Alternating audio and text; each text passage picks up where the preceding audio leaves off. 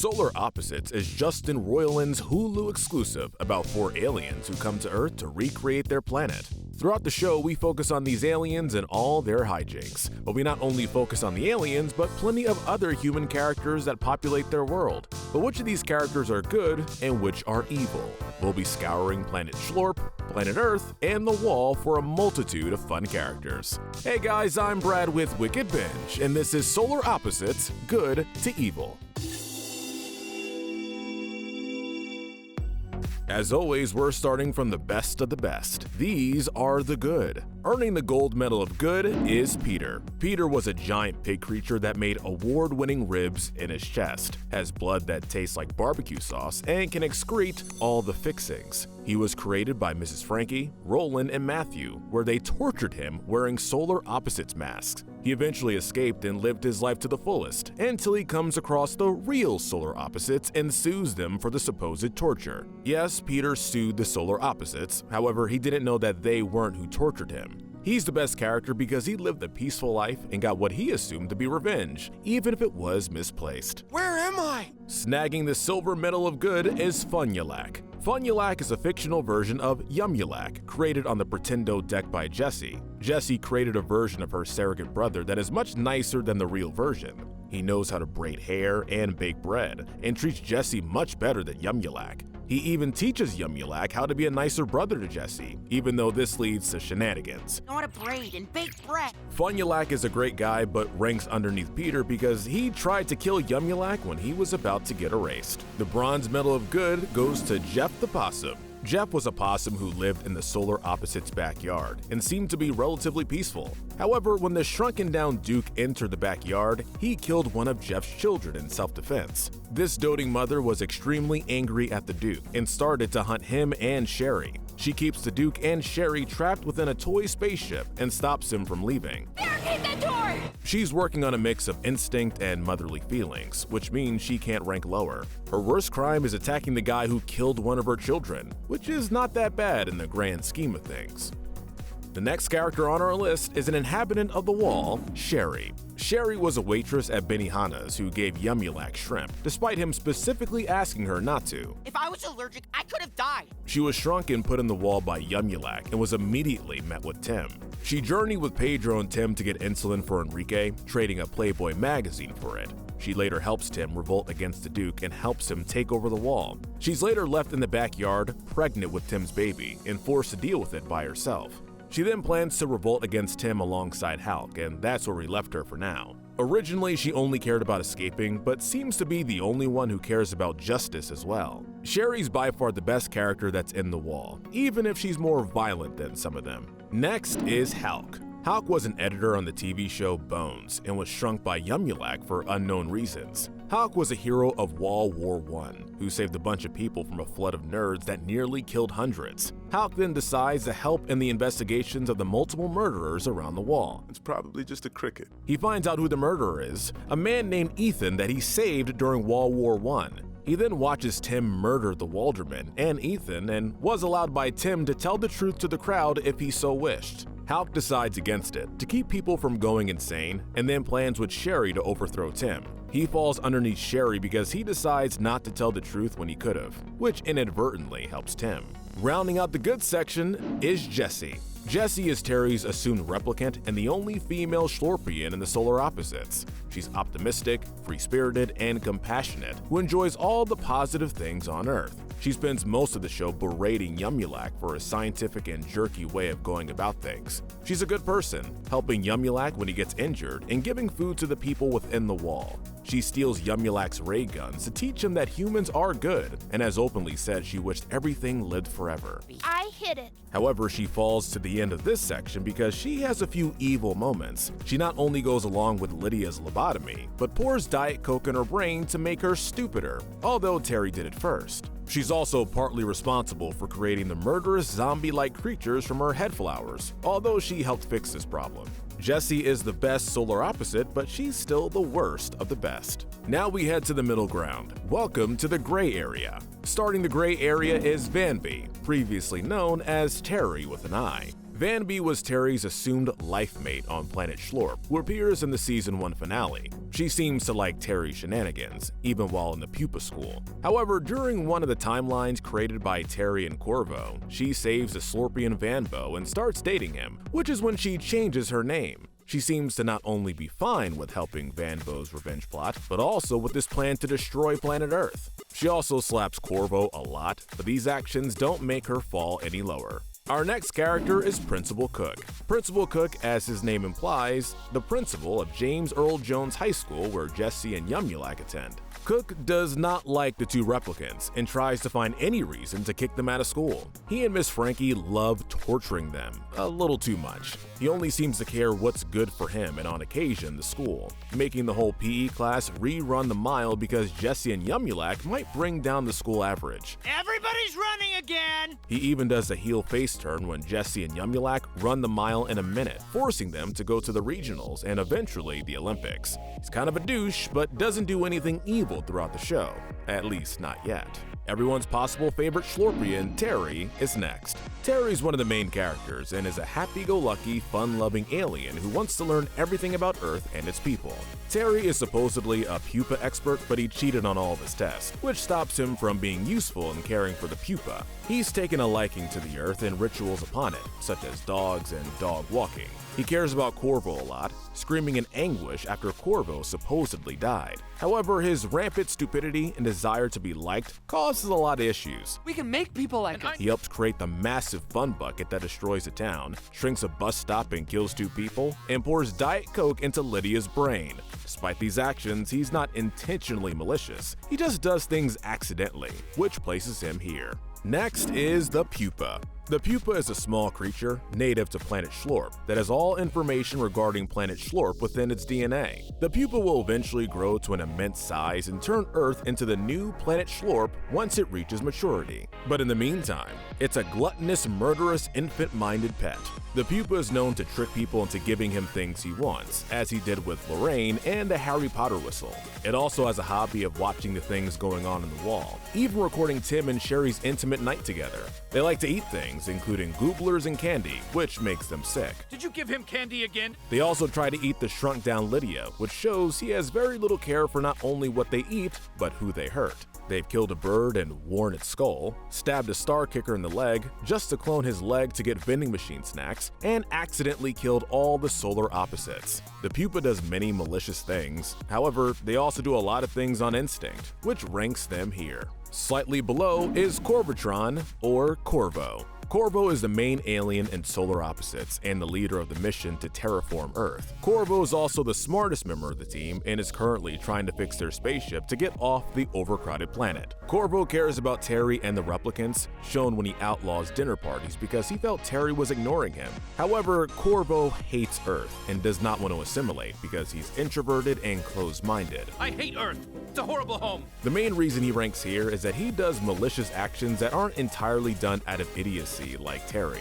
He creates Fun Bucket and the second Fun Bucket when dealing with heavy emotions, puts the nanobots in the water out of a need to be liked, and becomes a magician out of a thirst for fame and love from his family. Corvo does stupid things when emotions get in the way, and because of these emotions, we can't rank him lower.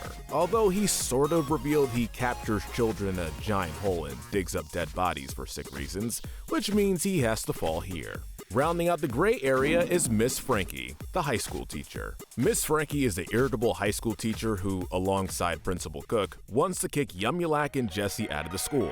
Though she wants it more so than he does. She refers to the two of them as filthy aliens, which portrays a hatred towards them that Cook doesn't have. She's also one of 3 responsible for the creation of Peter, and she tortured him. She is therefore responsible for framing the solar opposites and knew what Peter would do. She ranks here because of her maliciousness and hatred towards the aliens, not to mention her and Cook's interesting relationship. But now we get down and dirty with the bad to evil category. We're starting with Enrique. Enrique is a diabetic inhabitant of the wall, and because the only food being thrown into the wall is candy, he is constantly suffering from his disease. His son Pedro went alongside Tim and Sherry to get Enrique's insulin from the Duke. They get the insulin, but Pedro's killed by the Duke for starting a riot. Enrique believes that Tim is responsible for his son's death and betrays the two people that saved his life, going to work with the Duke. He becomes one of the Duke's enforcers and eventually one of Tim's Waldermen when Tim takes over. However, he covers up Ethan's multiple crimes and this causes his death. Enrique not only betrays Tim, but he also covers up his friend's crimes to keep the burden off of Tim. Enrique is not a good person, but he's not as bad as some.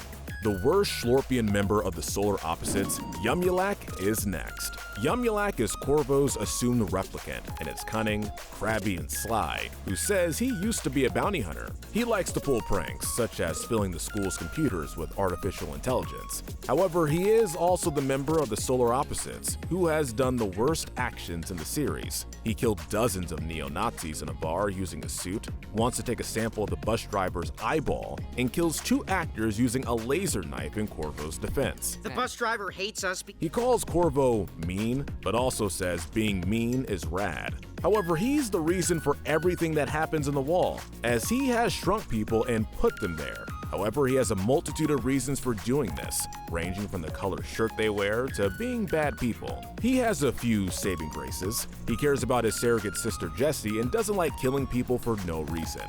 However, his actions lead to everything in the wall and all the death that this causes. Next is the wall's current leader, Tim. Tim is the everyman who was placed in the wall because he was wearing a red shirt, and Yumulak has every other color shirt in the wall. Oh, a guy in a red shirt! He leads the resistance against the Duke and a group of lower-class wall citizens against the dictator. He's also responsible for getting Enrique's insulin, although this leads to Pedro's death. He then causes the Duke to run away, and he becomes the leader of the wall. And when Sherry finds out the wall that the Duke uses to escape, he betrays her. He stabs Sherry to the stomach and kicks her out of the hole in the wall and pretends the Duke killed her. However, he is slightly guilty for this. Tim becomes the leader and does what he feels is the good of the people. He even allows Hulk to tell the truth about Ethan. However, as they say, the road to hell is paved in good intentions.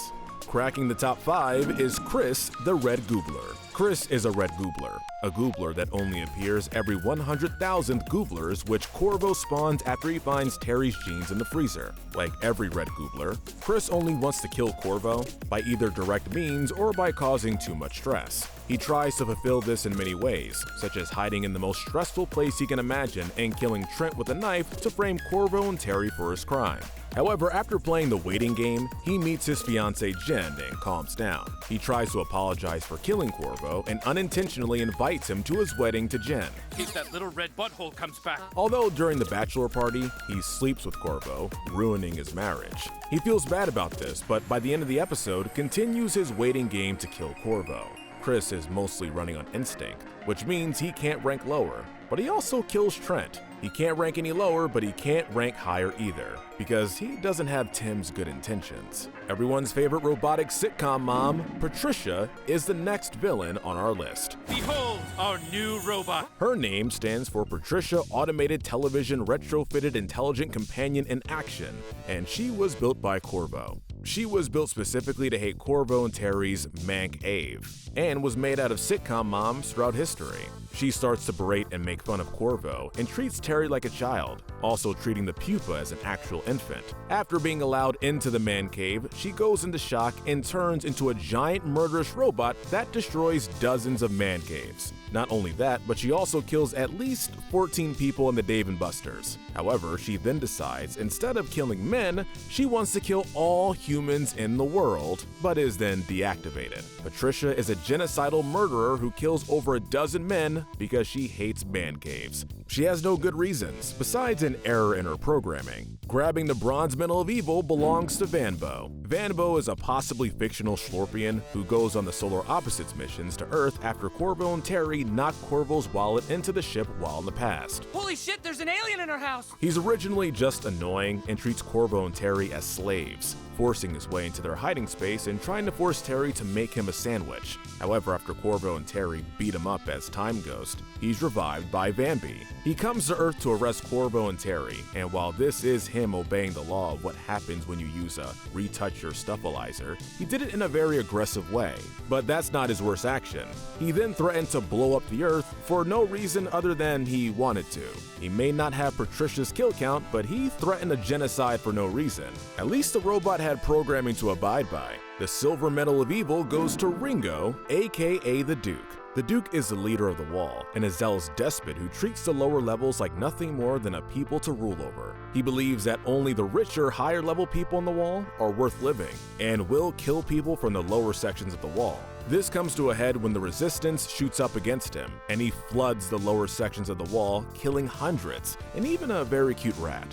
He's also a coward, escaping from the Wall when cornered and heading into the backyard where he kills one of Jeff's babies in self-defense. However, he doesn't rank at the bottom because he saves and nurses Sherry to health, and then sacrifices himself so Sherry can go have Pesley without Jeff's interference. His self-sacrifice stops him from taking the bottom spot, although he was originally there. However, the gold medal of evil belongs to Ethan. Ethan was a citizen of the Wall and one of Tim's Waldermen. He's behind at least 5 brutal murders that took place within the Wall, going as far as to set his victims into poses. He shows no remorse and had murderous tendencies before he was shrunk and put in the Wall. I don't know, they'll probably just come in here and kill you. He also caused the Nerds Avalanche, which may have killed countless people. He was saved by Hal and saw himself as nothing less than a god who held the world in his palm. Ethan not only shows no remorse, but his tendency to see himself as a god and having no saving graces grants him the gold with ease. Alright, don't leave yet. We have a few extra medals to hand out. The Darwin medal for the stupidest character in the series belongs to Terry. Terry has caused a lot of damage with his stupidity. I mean, he revealed sensitive secrets at an HOA election that caused a riot, and does countless idiotic acts. In fact, Terry also gets the Sloth medal. He's the main offender when it comes to putting off fixing the ship, for no other reason than pure laziness. Grabbing the Lust medal is Miss Frankie. Frankie not only gets aroused by punishing Jesse and Yumulak, but possibly other students, and she also forces Corvo into erotic actions for most of the day. The Gluttony medal belongs to the Pupa. As we brought up in their entry, he eats gooblers, candy, and all other kinds of things, and will eventually engulf the entire Earth. The Envy medal was hard to place, but we give it to Corvo. Corvo envies Terry's easy way of making friends and wants to be popular with the neighborhood. Getting ticked off when someone he doesn't know hates him. The Pride medal goes to Ethan. He sees himself as a god, it's no contest. Snatching the Greed medal is the Duke. He not only controls the entire supply of the Wall, but values money over everything else, as evidenced by flooding the lower levels. And finally, the Wrath medal goes to Patricia, who destroys dozens of man caves and kills dozens of people because she hates man caves, even turning into a giant murder bot to accomplish this. Alright guys, that's the list. Let us know in the comment section if you agree with our ranking, and tell us what we should cover next. Remember to hit that notification bell and binge our Good to Evil playlist, where we break down the morality of the characters in your favorite cartoons, shows, and movies. But most importantly, stay wicked.